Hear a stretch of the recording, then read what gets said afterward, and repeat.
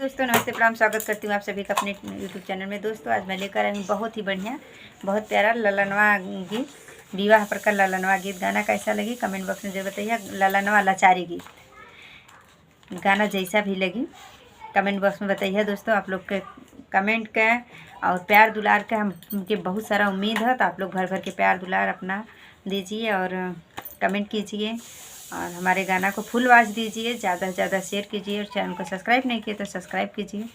अपना आशीर्वाद प्यार दीजिए दोस्तों, धन्यवाद। बाबा के बगिया में बोले ले कोयलिया, अरे सुगना बोले ला बीनू सार रे लालनवा, अरे सुगना बोले ला बीनू सार रे लालनवा। बाबा के बगिया में बोले ले कोयलिया, अरे सुगना बोले ला बीनू सार रे लालनवा, अरे सुगना बोले ला बीनू सार रे लालनवा।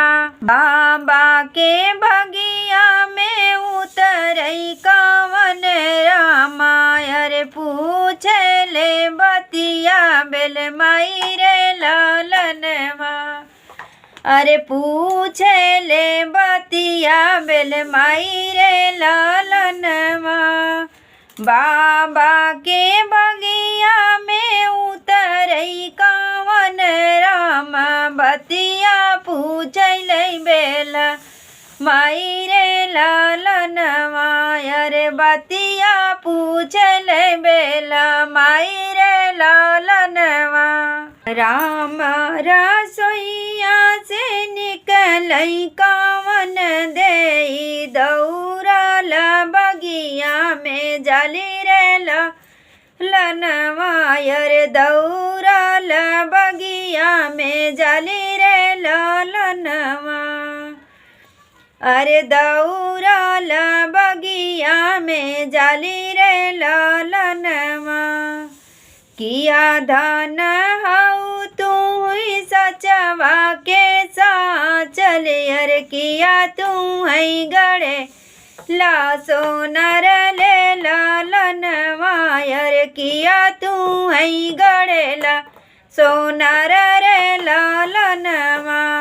किया तू ही हाउ धान सचवा कैसा चले, अरे किया तू है गड़े ला सोनार रे लालनवा, अरे किया तू है गड़े ला सोनार रे लालनवा। नहीं हम बाटे स्वामी सचवा कैसा चले, अरे नहीं हम गड़े ला सोनार रे लालनवा, अरे नहीं हम गड़े ला सोनार रे लालनवा।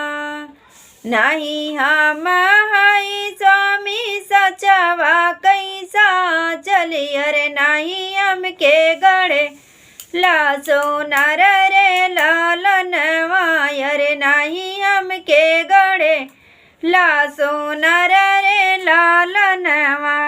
जन्म जे दिन स्वामी बापा मातरिया, अरे सूरत उरे बा गवन रे लालनवा, अरे सूरत उरे भगवन रे लालनवा। आँख तोरी फुटनी जवनी गुना लगनी, अरे मनयू के गड़ेला सोनर रे लालनवा, अरे मनयू के गड़ेला सोनर रे लालनवा। आँख तोरा फुटनी जवनी गुना लगनी, अरे मनयू के गड़ेला सोनर रे लालनवा, अरे मनयू के गड़ेला सोनर रे लालनवा। धन्यवाद दोस्तों, गाना जैसा भी लगे कमेंट बॉक्स में ज़रूर बताना। आप लोग का साथ सपोर्ट चाहिए दोस्तों, तो साथ सपोर्ट जी भर भर के दीजिएगा। धन्यवाद।